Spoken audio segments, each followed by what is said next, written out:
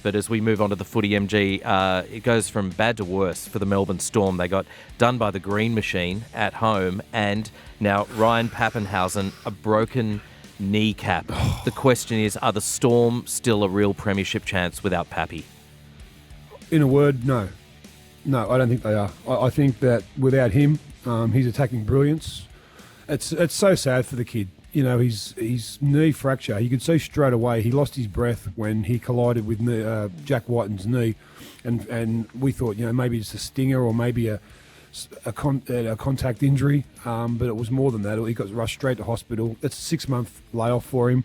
He's had a wretched run with injuries. But you've got to think that Melbourne's chances went with Papenhuyzen's injury because you take him out of that team and it just takes so much away from it. It just takes so much away from it. So unfortunately for him and the Melbourne Storm, that could be season over. Yeah, the majority of our listeners agreeing with you so far. MG, there's a poll on our Insta right now, and 89% of our listeners are saying the Storm cannot win the comp without Pappy. That poll is still live on our Instagram page if you want to have your say right now. It would be Herculean if they did. It would be Herculean if they came back from adversity like this. They've got so many other players that are injured as well. Pagey, Welsh, now Papenhuyzen, Remus Smith, Coates, Jennings. They've got like the Roosters injury list last year. So Papenhuyzen is the one on the top that you think, well, they can't come back from that surely. Well, they said the same thing about Queensland and Munster, didn't they? So anything is possible. Anything is possible. You and your it's a funny game.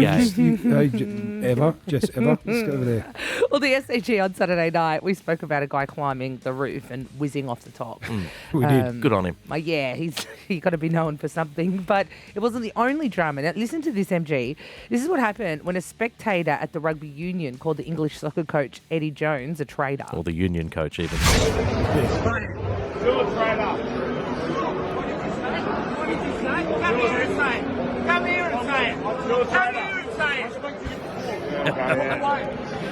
Come here and say it. Now, who wouldn't have done that? This guy, obviously, he's a so-called fan, and he's got the camera on him, and one of his buffhead mates has said, go on, say something to Eddie Jones. He did. But what he wasn't expecting was Eddie to fire up and say, come here and say it. Come on. Do you reckon Eddie could have backed it up? This bloke shit himself. Do you reckon Eddie could have backed it up? Because I know there's been a few times at a bar I've said, come here and say it. And then they actually come here and I'm like, oh, just being tough in that. We want to talk about this a bit more in future. Maybe later on the show today, maybe tomorrow, MG, because I know you've had a few come here and say it moments with the crowd over the years. There's been some great confrontations between professional athletes and spectators. So we'll celebrate some of the greatest of all time. Yes, the power rankings, the top 5 come here and say it moments in history. Triple M breakfast. Every Monday around this time we go in depth on the round of the NRL. It was round 18 on the weekend, and MG for Golden Points. Let's kick it off with your most impressive team of the round. I think the Sharkies. Sharks up in North Queensland all the way back on Friday. That gives them 5 in a row, the Sharkies. They're now in 3rd position, and they are looming. They are looking really, really good, the Sharks. I love what Craig Fitzgibbon's done with them, and to win up there, even though they were depleted somewhat, they had 3 Origin players who they rested. They still had to get the job done. They got the job done well. Your most disappointing team of the round? Melbourne. Melbourne, the wheels have fallen off. Obviously, the injury to Pappy, which is kind of almost season ending for the Storm, you would think. Definitely season ending for Pappy, who's out for 6 months with a fractured knee. If you haven't heard the news, shocking injury, painful as all. 3 in a row from Melbourne. It's just un-Melbourne like the way they're playing. They just look dishevelled, and they don't look their super self. Titans as well. Titans have lost 7 in a row. I expect Holbrook won't be their coach next year. Couple of upsets on the weekend. Who are your most surprising team of the round? Yeah, it's Canberra. Yeah. Canberra have now won their last 4 games in Melbourne. Can you believe that? The last 4 times Canberra have played in Melbourne, they've won. So, Ricky Stewart has something over Craig Bellamy in Melbourne, and like the Sharks are looming, so are the Raiders. The Raiders are looking really good as well. What was your biggest issue out of round 18, MG? I think it was Pappy's injury. I think that's the one that kind of I thought, well, that's, for me, seeing that poor bugger going through so much in the last 12 months through injury, and to see him on the ground with that fractured knee cap, which would be, you can imagine it. I broke my leg in 2 places, and I couldn't imagine breaking my kneecap and with a collision on another knee. So, yeah, Pappy, hope he has a a good recovery from it all. MG, watching the Roosters and Joey Manu run riot on Saturday afternoon, I was thinking Joey Manu is going to be your player of the round for sure, but then on Sunday night, he was usurped by a bigger beast. Great word, usurped. And the irony of that is these two come together last year with a Joey Manu fractured cheekbone, which Latrell Mitchell was on beast mode, and he's looking good, he's looking fit, he's looking fired, he's looking fresh, and that's all big ticks for the South Sydney Rabbitohs. Gorgeous hamstrings I found from Latrell Mitchell on the weekend. Gorgeous. I just hate his death stare down the camera. Weed myself. You like the guy at the SCG. Listener questions, MG. Ben from Hornsby says, MG, what do you think of Victor Radley's decision to pick England over New South Wales and Australia?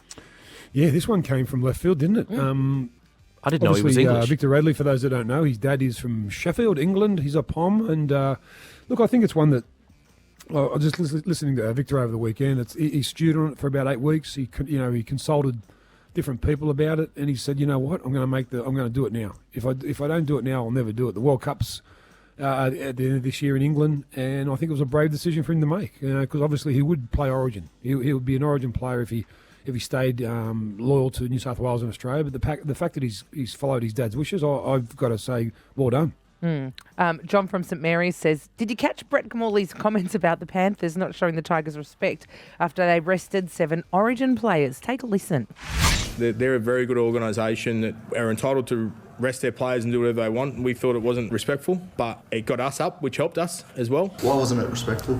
They were the only club that rested their players before the team sheet come out. So obviously my story as a coach is to be a storyteller, and I use that for us during the week. I needed to be able to sell a story to my players about why we can get up this week, and that's my role as a coach, is sometimes it's not black and white. Sometimes you need to say some things that create a story and create a reason why we're going to prove people wrong.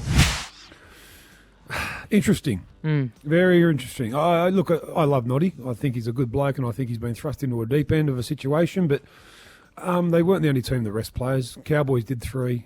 Penrith, unfortunately for them, or fortunately for them, have 7 Origin players. And I think the fact that they declared that early on was kind of an act of goodwill, not anything sneaky. I didn't think anything sneaky about Penrith saying they're going to rest their 7 players. This was kind of before Origin started, when they had 7 players in the Origin arena. They said, well, this is what the plan we're going to do for the next 6 weeks. And they nodded out that plan. If they found motivation, you say the Tigers, well, good on them, because they did play better. But they still got beaten. So, look, I think it's nothing to see here. Move on. They came out and said it straight away, or as Johnny Depp would say, they declared everything before they declared they played the Tigers. Maybe the Tigers' dog stepped on a bean.